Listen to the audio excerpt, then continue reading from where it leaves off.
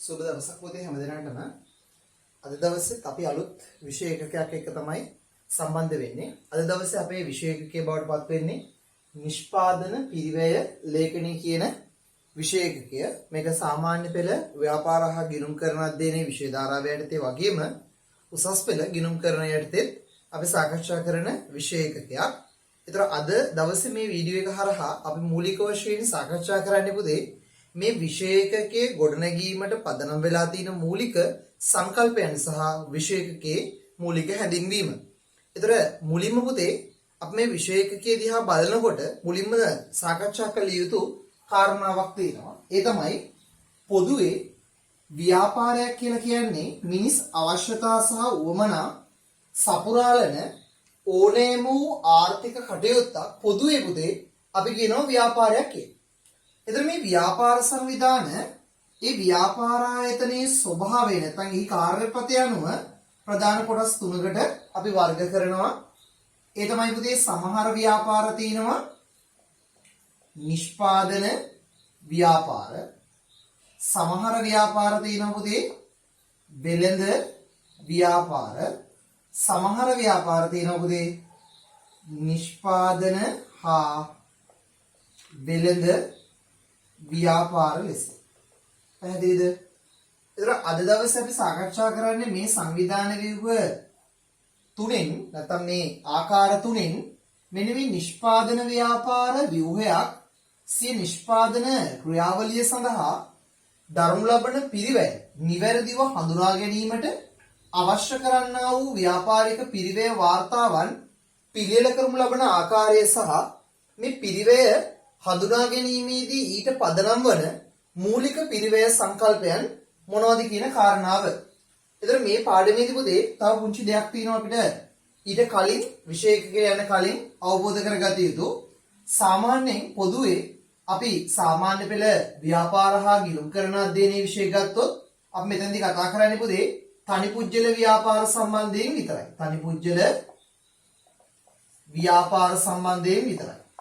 හැබැයි අපි A level විෂය ධාරාවන් ටික ගත්තොත් නැත්නම් A level විෂය පතේ ගත්තොත් පුතේ මෙන්න මේ විෂය එකක තුනම සාකච්ඡා කිරීම කරනවා. මොනවාද තුන?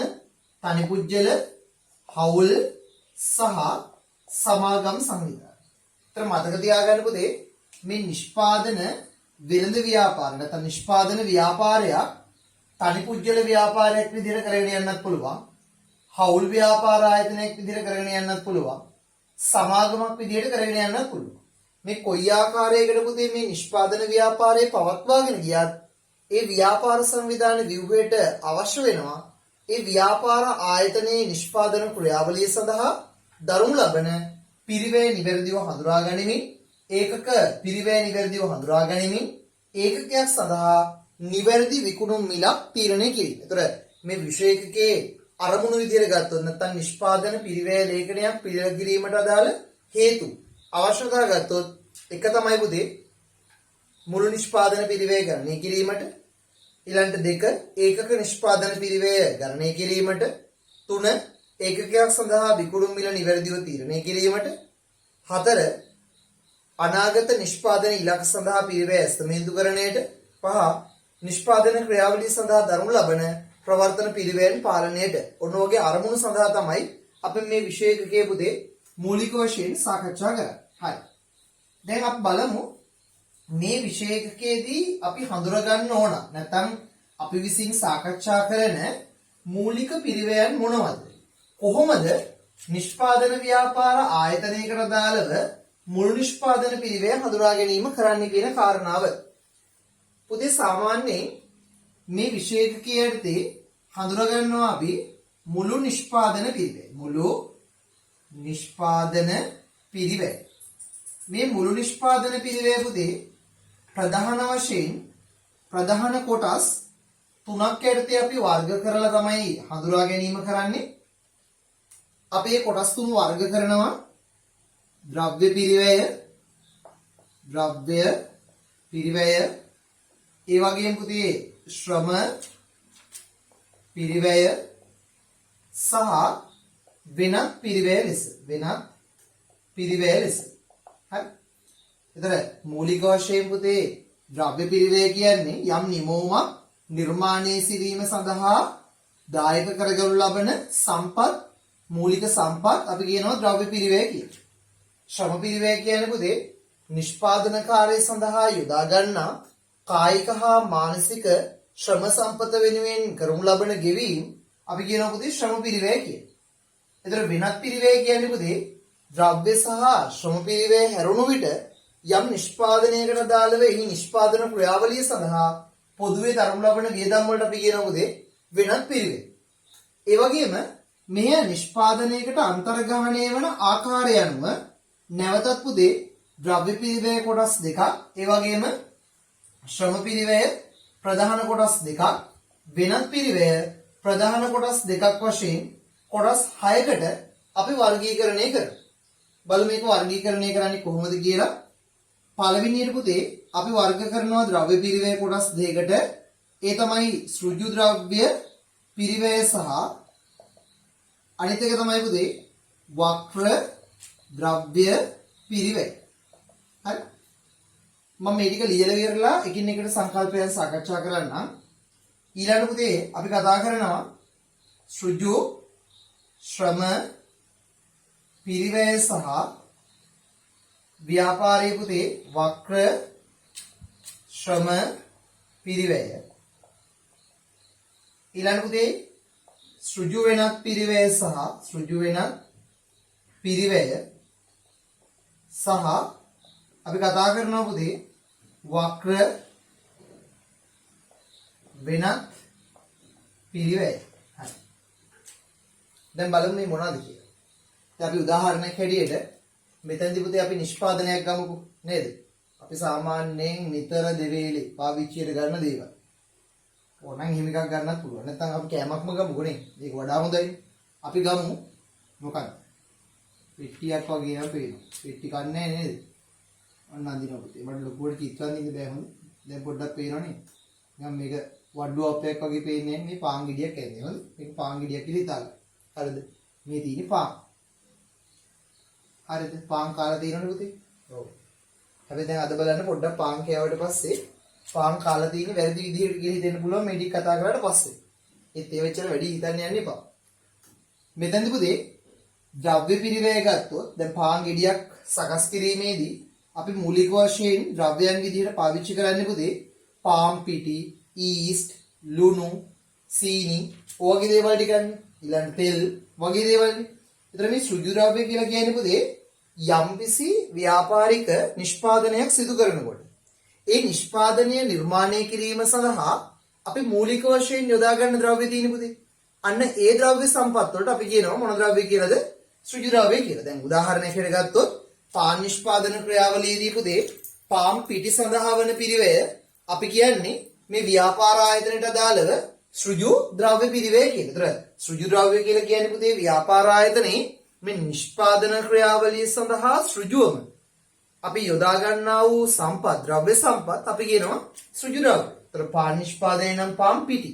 දැන් උදාහරණයක් ඇටියට ඔය පොඩි පොඩි ඇඳුම් සහ ලොකු ලොකු ඇඳුම් තියෙනවනේ. දැන් ඔයගොල්ලෝ දන්නවනේ ඇඳුම්. ඒතර ඔය ඇඳුම් ටික ගත්තත් පුතේ ඔයාලට අවශ්‍ය කරන මූලික ද්‍රව්‍ය මොකද්ද? රෙදි. නේද? මොන ඇඳුමම ඇහුවත් රෙද්දක් අවශ්‍යයි. රෙද්දෙන්නේ ඔක මහන්නේ. නේද? රෙද්ද නැතුව මොන රෙද්දක් වත් කරන්න බෑනේ පුතේ. ඒතර මෙතෙන්දී මේ ඍජු ද්‍රව්‍ය කියන්නේ ඒ නිෂ්පාදනය කරන්න අවශ්‍ය කරන මූලික ද්‍රව්‍ය. ඒතර මේ දේ නැතුව ඒ නිෂ්පාදන ක්‍රියාවලිය නැත්නම් නිෂ්පාදන කාර්යය පුතේ අපිට ඉස්සරහට ගෙනියන්න හැකියාවක් නැහැ. පුතේ වක්‍ර ද්‍රව්‍ය කියන්නේ නිෂ්පාදන ඒකකය නැත්නම් නිෂ්පාදිතය තුල ද්‍රව්‍ය පිරිවැය කොටසක් බවට පත් වෙනවා. හැබැයි පුතේ ඒ නිෂ්පාදන ඒකකය සඳහා ඒ ඍජුවම හඳුන ගන්න බෑ. උදාහරණයක් හැටියට පාන් ගෙඩියක තියෙන ලුණු ප්‍රමාණය, පාන් ගෙඩියක තියෙන තෙල් ප්‍රමාණය, පාන් ගෙඩියක තියෙන ඊස්ට් ප්‍රමාණය අපිට නිශ්චිතව පුතේ පාන් ගෙඩියෙන් ගෙඩියට නිශ්චිතව කියන්න බෑනේ. ඒක පොදු පිරිවැයන්නේ නේද? දැන් අපි ඇඟලුමක් මැහුවත් ඒකෙදි ඒකට තියෙන නූල් පිරිවැය නේද? ඊට පස්සේ ඒකේ අර යම්කිසි අමුද්‍රව්‍ය අපි හිතමුකෝ තව මොන හරි ඕලොක් මැෂින් එකක් පාවිච්චි කරන එක මැෂින් පාවිච්චි කරනවානේ. ඒතර ඒ වල වැයවර නූල් ප්‍රමාණය එක ඇඳුමෙන් එක ඇඳුමකට වෙනස්. මොකද එක්කෙනෙක්ට වරදින්න පුළුවන්, එක ආපහු ගලවලා මහන්න පුළුවන්. ඔය වගේ වෙලාවට ද්‍රව්‍ය සම්පත් වැඩිපුරේ නිෂ්පාදනයේට වැය වෙනවා. හැබැයි හරියටම මහන ඒවා තියෙනවා. ඒතර මෙතෙන්දී පුතේ මේ ඍජු ද්‍රව්‍ය කියලා කියන්නේ යම්කිසි නිෂ්පාදිතයක් සඳහා සෘජුවම හඳුනාගත හැකි ද්‍රව්‍ය පිරිවේට අපි කියනවා සෘජු ද්‍රව්‍ය. උදාහරණයකට පාන් නිෂ්පාදනයේ පාම් පිටි. වක්‍ර ද්‍රව්‍ය කියන්නේ පුතේ මුළු නිෂ්පාදන පිරිවේ කොටසක් බවට පත්වන නමුත් සමස්ත නිෂ්පාදන ක්‍රියාවලියේදී පොදු පිරිවැයක් වන ඒකකයක් සඳහා නිශ්චිතව හඳුනාගත නොහැකි පිරිවැයට කියනවා පුතේ අපි වක්‍ර ද්‍රව්‍ය පිරිවැය කියලා. උදාහරණයක් හැටියට ඊස්ට්, ලුණු, සීනි, ඊළඟට තෙල් වගේ දේවල් ගත හැකි පාන් නිෂ්පාදන ක්‍රියාවලිය සඳහා. ඊළඟ පුතේ සෘජු ශ්‍රමය සහ වක්‍ර ශ්‍රමය. දැන් මෙතනදී සංකල්පය පොඩ්ඩක් වෙනස් වෙනවා. මොකක්ද ඒක? සෘජු ශ්‍රමය කියලා කියන්නේ පුතේ යම්කිසි නිෂ්පාදන කාර්යයක් සඳහා සෘජුවම සහභාගී වන ශ්‍රමිකයෝ ඉන්නවනේ. උදාහරණයක් හැටියට පාන් නිෂ්පාදනය කරන ආයතනයක නම් පාන් හදන බාසුන්‍ය අපි කියනවා බක්කරේ කියලා. එයාට කරන ගෙවීම. දැන් ඇඟලුම් කර්මාන්ත ශාලාව කරමු පුතේ ඇඳුම් මසන්නා. ඒ කියන්නේ අපි කියන්නේ ටේලර් නේද? නැත්නම් නිර්මාණ ශිල්පියාට කරනු ලබන ගෙවීම. අපි යාට කියනවා පුතේ මොනවා කියලාද? සෘජු ශ්‍රමය. දැන් අපි පුටුවක් හදනවා නම් එතෙන්දී පුටුව හදන්න සෘජුවම දායක වෙන්නේ පුතේ වඩු කාර්මිකයන්නේ. අන්න යාට කියනවා පුතේ අපි මොනවා කියලාද? ව්‍යාපාරික සෘජු ශ්‍රම පිරිවැය. ඒතර සෘජු ශ්‍රම පිරිවැය කියන්නේ පුතේ යම්කිසි නිෂ්පාදන කාර්යයක් සඳහා සෘජුවම සහභාගී වන ශ්‍රමිකයන් සඳහා වන පිරිවැයට නැත්නම් ගෙවීමට අපි කියනවා පුතේ සෘජු පිරිවැය කියලා. ඊට පස්සේ පුතේ මෙන්න මේ වක්‍ර පිරිවැය. වක්‍ර පිරිවැය කියන්නේ වක්‍ර ශ්‍රම පිරිවැය. මේ වක්‍ර ශ්‍රම පිරිවැය කියන්නේ පුතේ නිෂ්පාදන කාර්ය සඳහා සෘජුවම දායක වෙන්නේ නැහැ. හැබැයි මුළු නිෂ්පාදන පිරිවැයෙහි කොටසක් බවට පත් වන ශ්‍රමිකයන් සඳහා වන ගෙවීමට කියනවා පුතේ අපි මොන පිරිවැය කියලාද? වක්‍ර ශ්‍රම පිරිවැය. උදාහරණයක් හැටියට පාන් නිෂ්පාදනාගාරයේ විශාල ප්‍රමාණයෙන් කරගෙන යන මුරකරුවෙක් ඉන්නවා. සුපරීක්ෂකවරු ඉන්නවා. නේද? ඕගොල්ලෝ පුතේ දැන් පාන් නිෂ්පාදන ආයතනයක මුරකරුවෙක් ඉන්නවා. එයා පාන් ගෙඩි ගන්නට මුර කරනවා. ඒ කියන්නේ පාන් ගෙඩියක් ගාවට යනවා විනාඩියයි. ඊළඟ පාන් ගෙඩිය විනාඩියයි. ඊළඟ පාන් ගෙඩිය විනාඩියයි. එයා විනාඩිය ගානේ පාන් ගෙඩි මුර කර කර යනවාද පුතේ? එහෙම නෑ නේද? එහෙම කරන්න බෑ. සුපරීක්ෂකවරුත් එහෙමද? පාන් ගෙඩි ගන්න සුපරීක්ෂණය කරනවා. නෑ එයා පොදුවේ තමයි සේවාව සපයන්නේ. එතන අපි ඇඟලුම් කර්මාන්ත ශාලාවක් ගත්තත් මුරකරු සුපරීක්ෂක වගේ කට්ටිය පොදු ශ්‍රමිකීන් විදිහට තමයි අපි හඳුරගන්නේ. එතන අන්න එවැනි ශ්‍රමිකීන් සඳහා වන ගෙවීම් පුතේ අපි කියනවා ව්‍යාපාර ආයතනයක මේ වක්‍ර ශ්‍රම පිරිවැය කියලා. ඊළඟට සෘජු වෙනත් කියන්නේ පුතේ සමහර නිෂ්පාදන අවස්ථාවලදී දැන් පාන් ගෙඩියකට නම් අපිට චුට්ටක් ඕක ගන්න අමාරුයි. දැන් උදාහරණයක් හිතමුකෝ අපි මෙන්න මෙහෙම අපි ශීතකරණයක් හදන්න හොයාගන්න. ඒතර ඔක අලුතෙන්ම නේද? අලුතෙන්ම හොයාගෙන නිෂ්පාදනයක් නම් අපි කරන්නේ මොකද පුතේ? අපි ගිහිලි වෙලා මොනවා කරනවද? ඒකට පේටන්ට් බලපත්‍රයක් ගන්න. නේද? දැන් ලෝකේ සාමාන්‍යයෙන් අපි ගත්තොත් එහෙම දැන් අපේ රටේ ගොඩක් වෙලාවට ජනප්‍රිය එකක් තමයි Samsung කියන ප්‍රොඩක්ට් එක තියෙන ෆෝන් නේම තියෙන ෆෝන් හදන කම්පැනි එකක් විතර තමයි අපේ රටේ නම් Samsung කියවට පස්සේ කට්ටිය බලන්නේ මේක ෆෝන් කම්පැනියක් නේ කියලා. හැබැයි ලෝකේ තියෙන කම්පැනිස් අතර ගත්තොත් එහෙම පුතේ හැම ශේෂ්ත්‍රයක්ම කවර් කරන ලොකු කම්පැනි එකක් තමයි Samsung කියලා කියන්නේ. ඒතර ලෝකෙම දෙවෙනියට වැඩිම පේටන්ට් බලපත්‍ර ප්‍රමාණයක් හිමි කම්පැනි එකක් තමයි අපි කියන්නේ Samsung කියලා. කියන්නේ මම මේ කියන්නේ ෆෝන් ගැන නෙමෙයි. ඒගොල්ලන්ගේ ඉලෙක්ට්‍රික් අයිටම් තමයි ගොඩක් තියෙන්නේ. ඔයිට අමතරව කන්ස්ට්‍රක්ෂන් ෆීල්ඩ් එකත් ඒගොල්ලෝ තමයි කරන්නේ. ඔයගොල්ලෝ සමහරවිට පොඩ්ඩක් ඔය YouTube එකේ එහෙම ගහලා බලන්න. දැන්ට ලෝකයේ තියෙන උසම කුළුණු ටික ගත්තොත් ඒ ඔක්කොම කන්ස්ට්‍රක්ෂන් කරලා තියෙන්නේ Samsung කියන ආයතනය හරහා. ඔබ Samsung කියලා කියනවා. ඒතර මෙන්න මේ අයිතිය අපි කියන්නේ පුතේ යම්කිසි නිෂ්පාදනයක් මුලින් කරාට පස්සේ ඒ සම්බන්ධයෙන් පේටන්ට් අයිතිය ගන්න. දැන් අපි ගීතයක් ලිව්වට පස්සේ ඒ ගීතයේ අයිතිය අපි ගන්නවනේ නේද? පොතක් ලිව්වහම අපි ඒකේ අයිතිය ගන්නවනේ. අපි කියන්නේ කර්තෘ භාගය කියලා. ඒතර ඔන්න වගේ අර නිශ්චිතව නිෂ්පාදිත ඒකකයක් සඳහා සෘජුවම හඳුර ගන්න පුළුවන් අනිකුත් පිරිවැයට පුතේ අපි කියනවා මොනවා කියලාද? සෘජු වෙනත් පිරිවැය. දැන් පේටන්ට් අයිතිය යටතේ තියෙනවා නම් යම් නිෂ්පාදනයක් ඒ භාණ්ඩය අපි නිෂ්පාදනය කරනවා නම් එහි ප්‍රධාන හිමිකරු නැත්නම් ඒ හොයාගත්ත පුජ්‍යලයට අපි යම්කිසි ගෙවීමක් කළ යුතු වෙනවා. ඒතර අපි ඒකට තමයි පුතේ කියන්නේ සෘජු වෙනත් පිරිවැය කියලා. වක්‍ර වෙනත් පිරිවැය කියන්නේ පුතේ ව්‍යාපාර සංවිධාන ව්‍යුහයකට දාලව සෘජුවම හඳුනගන්න බැරි එහෙත් මුළු නිෂ්පාදන පිරිවැයේ කොටසක් බවට පත්වන අනිකුත් සම්පත් පිරිවැයන්ට අපි කියනවා වක්‍ර පිරිවැය. උදාහරණයක් ගත්තොත් පාන් නිෂ්පාදන ආයතනයක් පවත්වාගෙන යනකොට පාන් නිෂ්පාදනයට අදාළව විදුලි ගාස්තු, දුරකථන ගාස්තු, රක්ෂණ ගාස්තු, ගොඩනැගිලි කුලි, වරිපණම් අන්තර්ගතයි. ඒතර පාන් ගෙඩියක් නිෂ්පාදනය කරන කෙනා පුතේ ඊට අදාළ පිරිවැයන් ටිකත් නිවැරදිව හඳුනගෙන ඒ පාංගෙඩි විකුණන අවස්ථාවේදී පාංගෙඩියත් එක්ක ඊට අදාළ පිරිවැය එකතු කරලා විකුණුවේ නැතු වුණොත් මෙයාට මේ නිෂ්පාදන පිරිවැය සම්පූර්ණයෙන් කවර් කරගන්න පුළුවන් වෙනවද? බෑ. එහෙම වුණොත් ඉතින් එයාට දිගුකාලීන වශයෙන් මේ පාම් බිස්නස් එක කරගෙන යන්න වෙන්නේ නෑ. ඇයි? මෙයා පාම් විකුණනකොට මේ පාම් වල පුතේ විදුලි ගාස්තු කොටසක් තියෙනවා. දුරකථන ගාස්තු කොටසක් තියෙනවා. ජල ගාස්තු කොටසක් තියෙනවා. වගේ ඒ අදාළ පිරිවැයන් මේ නිෂ්පාදනයේ නිෂ්පාදිත ඒකකයට අන්තර්ගත කළ යුතුයි. දැන් අදින් පස්සේ පාම් ගෙනහම ඕක කරකවල බලන්න එපා. කොහොමද කිසද කිව්ව විදුලි ගාස්තු කොටස නෑනේ පේන්න. තේරෙනවද? රක්ෂණ ගාස්තු කොට නෑ කියලා. හැබැයි ඒක අන්තර්ගතයි පුතේ. මොකද මුළු පිරිවැය තුල මේ පිරිවැයන් සියල්ල අන්තර්ගත කළා තමයි අපි මුළු නිෂ්පාදන පිරිවැය ගණනය කිරීම කරන්නේ. මම ඉස්සරහට එන්නම් මෙතනින් තව සංකල්පයකට. එතකොට මෙන්න මේ ව්‍යාපාරික පිරිවැයන් පුතේ මෙන්න මේ සෘජු ද්‍රව්‍ය. හරිද? සෘජු ද්‍රව්‍ය පිරිවැය. ඊට පස්සේ පුතේ සෘජු ශ්‍රම පිරිවැය. ඊට පස්සේ පුතේ සෘජු වෙනත් පිරිවැය. හරිද? මෙන්න මේ පිරිවැයන් ටික ඔක්කොම එකට ගත්තාම අපි කියනවා පුතේ ප්‍රාථමික පිරිවැය කියලා. ප්‍රාථමික පිරිවැය කියලා. ওই ප්‍රාථමික පිරිවැයටම අපි කියනවා පුතේ තව පිරිවැයක්. ඒකට අපි කියන්නේ සෘජු පිරිවැය කියලා. ඔය විදිහටත් අපි කියනවා.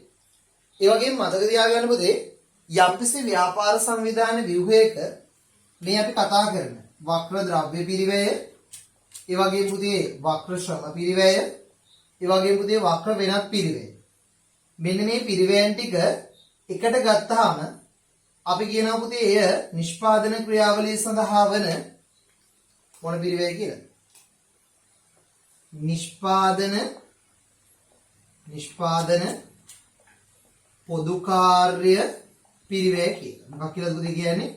නිෂ්පාදන පොදු කාර්ය පිරිවැය. නැත්නම් අපිට ඕක ආපහු කියන්න පුළුවන් පුතේ වක්‍ර පිරිවැය කියලා. වක්‍ර පිරිවැය කියලා කියන්න පුළුවන්. හරි මේක ඕනනම් කියන්න පුළුවන් කෙටි කරලා නීපෝ කාපි. නීපෝ කාපි. එතන මෙන්න මේ පිරිවැය සාධක දෙක අපි පුතේ කියනවා ව්‍යාපාර ආයතනයක මූලික නිෂ්පාදන පිරිවැය කොටස් දෙක කියලා. එතන මේ සෘජු ද්‍රව්‍ය, සෘජු ශ්‍රමය, සෘජු වෙන එකට ගත්තාම අපි කියනවා ප්‍රාථමික පිරිවැය, වක්‍ර ද්‍රව්‍ය, වක්‍ර ශ්‍රමය, වක්‍ර වෙනත් පිරිවැය පුතේ එකට ගත්තාම කියනවා අපි නිෂ්පාදන පොදුකාර්ය පිරිවැය. එතන සමස්ත නිෂ්පාදන පිරිවැය නැත්නම් පුතේ මුළු නිෂ්පාදන පිරිවැය ගණනය කිරීම සඳහා අපිට පදනම් කරගන්න පුළුවන් සූත්‍ර කීපයක් තියෙනවා. අපිට පුළුවන් මුළු නිෂ්පාදන පිරිවැය සමානයි ද්‍රව්‍ය පිරිවැය ධන, ශ්‍රම පිරිවැය ධන, වෙනත් පිරිවැය කියලා ලියන්න. නැත්නම් පුළුවන් පුතේ මුළු නිෂ්පාදන පිරිවැය සමානයි සෘජු ද්‍රව්‍ය ධන, වක්‍ර ද්‍රව්‍ය ධන, සෘජු ශ්‍රමය ධන, වක්‍ර ශ්‍රමය ධන, සෘජු වෙනත් ධන, වක්‍ර වෙනත් කියලා ලියන්න පුළුවන්. නැත්නම් පුතේ අපිට ලියන්න පුළුවන් මුළු නිෂ්පාදන පිරිවැය සමානයි ප්‍රාථමික පිරිවැය ධන, නිෂ්පාදන පොදුකාර්ය පිරිවැය. නැත්නම් පුතේ අපිට ලියන්න පුළුවන් මුළු නිෂ්පාදන පිරිවැය සමානයි සෘජු පිරිවැය ධන, වක්‍ර පිරිවැය. ඔන්න මම සූත්‍ර 4ක් සාකච්ඡා කළා. ඒ වගේම පුතේ මේ මුළු නිෂ්පාදන පිරිවැය තීරණය කිරීම තුළ අපේ ප්‍රධාන අරමුණ වන්නේ ව්‍යාපාර ඒකකයක ඒකක නිෂ්පාදන පිරිවැය තීරණය කිරීමනේ.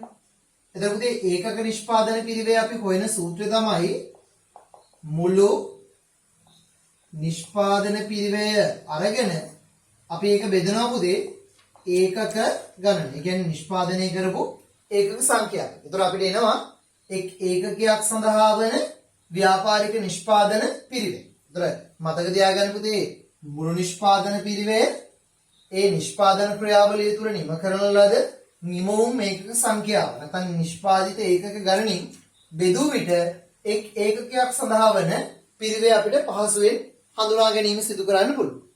ඒ වගේම මතක තියාගන්න මෙතනදී පුතේ තව සංකල්පයක් මම මෙහෙමම කියන්නම්. සාමාන්‍යයෙන් අපි ගමුකෝ ඒකක ගැන. ඒකක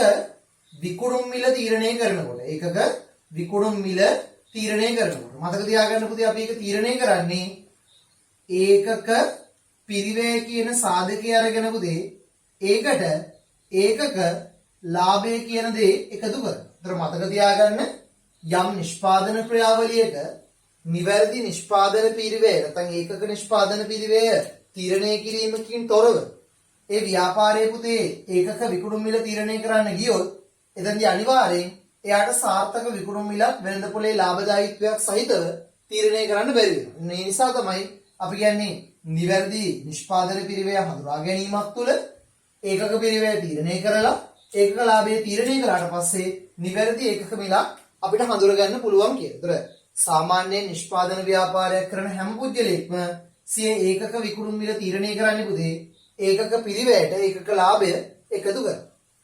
තව සංකල්පයකට එන්නම් මම මෙතනදී. මෙන්න මේ සංකල්පය. සමහර කට්ටිය සමහර පොත්වල දිනනවා දකින්න වෙද්දී මෙන්න මෙහෙම සංකල්පයක් පුතේ. අපි ඒකට කියනවා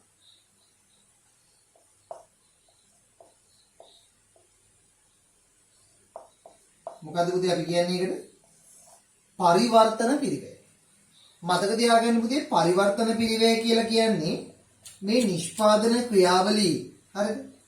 සුජු ද්‍රව්‍ය පිරිවැය හැර. තේරුණා නේද? සුජු ද්‍රව්‍ය පිරිවැය හැර. ඒ කියන්නේ ඒක නෑ. හරි? ඉතිරි පිරිවැය අයිතම සියල්ලේ එකතුව. අපි කියනවා පුතේ මේ නිෂ්පාදන ක්‍රියාවලියක් සඳහා වන මොන පිරිවැය කියලාද පුතේ අපි කියන්නේ ඒකට දාලා පරිවර්තන පිරිවැය. පැහැදිලිද? ඔයගොල්ලෝ මතක තියාගන්න පරිවර්තන පිරිවැය කියලා සංකල්පයක් තිබ්බොත් ඒකෙන් අදහස් කරන්නේ නිෂ්පාදන ක්‍රියාවලියක් සඳහා වන සෘජු ද්‍රව්‍ය පිරිවැය හැරුණාම ඉතිරි සියලු අනිකුත් නිෂ්පාදන සම්පත් පිරිවැයන් වල එකතුවට පුතේ අපි කියනවා පරිවර්තන පිරිවැය.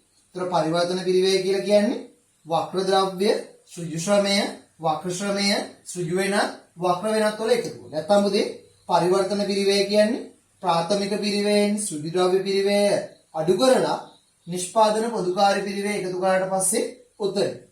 නැත්නම් පරිවර්තන පිරිවැය කියන්නේ පුතේ මුළු නිෂ්පාදන පිරිවැයෙන් සෘජු ද්‍රව්‍ය පිරිවැය අඩු කළාට පස්සේන උත්තරේ. ඒතර පරිවර්තන පිරිවැය කියන සංකල්පයේ අදහස තමයි පුතේ යම් අමුද්‍රව්‍යයක් නිමි භාණ්ඩයක් බවට පත් කිරීමේදී එහි අතරමැදි ක්‍රියාවලිය සඳහා වූ පිරිවැය යිතමයන්ට අපි කියනවා පුතේ පරිවර්තන පිරිවැය කියලා.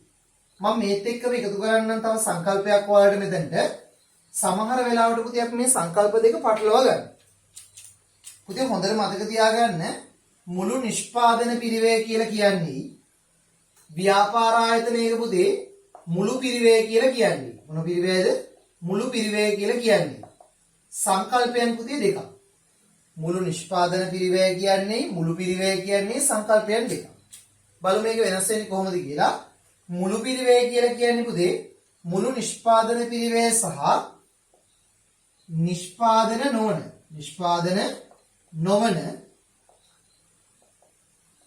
පොදුකාර්ය පිරිවැය. අපි කියනවා පුතේ මේකට පොදුවේ කාලච්ඡේද පිරිවැය කියලා කියනවා. ඔයගොල්ලෝ මේක දන්නවා. සාමාන්‍යයෙන් ජනප්‍රිය විෂය කොටසක්. ගොඩක් වෙලාවට O level විෂය නිර්දේශය ඉදලා කතා කරනවා. පුතේ නිෂ්පාදන නොවන පොදුකාර්ය පිරිවැයට ප්‍රධාන පිරිවැයයිතම හතරක් අයිති. ඒ තමයි එකක් පුතේ බෙදා හැරීමේ වියදම්. අනිත් එක තමයි පුතේ පරිපාලන වියදම්. අනිත් එක තමයි පුතේ වෙනත් වියදම්. ඊළඟට මූල්‍ය වියදම්.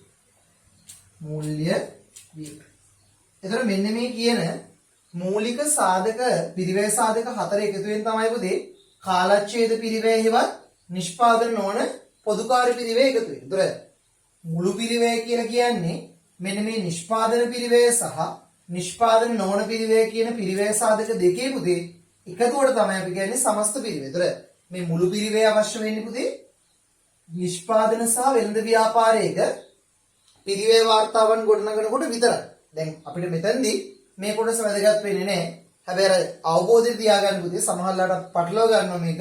ඒ නිසා මම මෙතනදී මේක සාරාංශගත කළේ කාලච්ඡේද පිරිවැය කියලා කියන්නේ නිෂ්පාදන නොවන පොදුකාර්ය වියදම් වල. ඒතර මෙන්න මේ සංකල්ප තමයි ඔයාලට මූලික වශයෙන් පුතේ මේ විෂයකයේදී විෂය පදනම ගොඩනගන්න නැත්නම් මේ ආකෘති රාමු ගොඩනගන්න වැදගත් වෙයි. අපි දැන් මේ වීඩියෝ එක හරහා නිෂ්පාදන පිරිවැය ලේඛනයක ආකෘති ගොඩනැගීම කියන කතාව අපි ගොඩනගන්නේ නැහැ. නැත්නම් සාකච්ඡා කරන්නේ නැහැ. මූලික වශයෙන් කරන්නේ පුතේ මෙන්න මේ පිරිවැය හඳුන්වා දීම සහ මේ පිරිවැය ලේඛන පිළියෙල කිරීමේ ප්‍රතිලාභ නැත්නම් වාසි සාකච්ඡා කිරීම. මම කියවා මේක මූලික හැඳින්වීම කියලා. ඒතර තව වැදගත් කාරණාවක් තියෙනවා මෙතනදී හඳුනා ගන්න ඕන. මේ නිෂ්පාදන පිරිවැය ලේඛනය තුල පුතේ මූලික වශයෙන් තොග වර්ග තුනක් අපි සාකච්ඡා කරනවා. හරිද? මූලික වශයෙන් තොග වර්ග කීයක් කතා කරනවද පුතේ? තුනක් සාකච්ඡා කරනවා. මම මේ ටික මකලම් වැඩේ පටන් ගන්නවා. මොකද්ද මේ තොග වර්ග තුන? අපි ඊළඟට පිරිවැය වාර්තා හදද්දී මේකත් අපිට වැදගත් වෙයි. සාමාන්‍යයෙන් පුතේ අපි විකිණීමේ කාර්ය කරනවා නම් ඒ විකුණුම් කාර්ය සඳහා අපි පොදුවේ පවත්වා ගන්නා තොග වලට අපි කියන්නේ පුතේ නිමි භාණ්ඩ තොග. හැබැයි අපි නිෂ්පාදන කාර්ය සිදු කරනවා නම් එතෙන්දී පුතේ අපි නිෂ්පාදනයේට භාවිතා කරන තොග අපි කියනවා මූලික වශයෙන් අමුද්‍රව්‍ය තොග. ඒතර මෙතෙන්දී පුතේ තව ඔය අතරමැදි අවස්ථාවක් තියෙනවා. ඒ තමයි අමුද්‍රව්‍යයක් නිමි භාණ්ඩයක් බවට පත්වන අතරමැදි අවස්ථාව. අපි ඒක කියනවා පුතේ නොනිමි භාණ්ඩ තොග. ඒතර මතක තියාගන්න මෙතෙන්දී පුතේ තොග වර්ග තුනයි. ඒ තමයි අමු ද්‍රව්‍ය තොග, ඊළඟ පුතේ නිමි භාණ්ඩ තොග.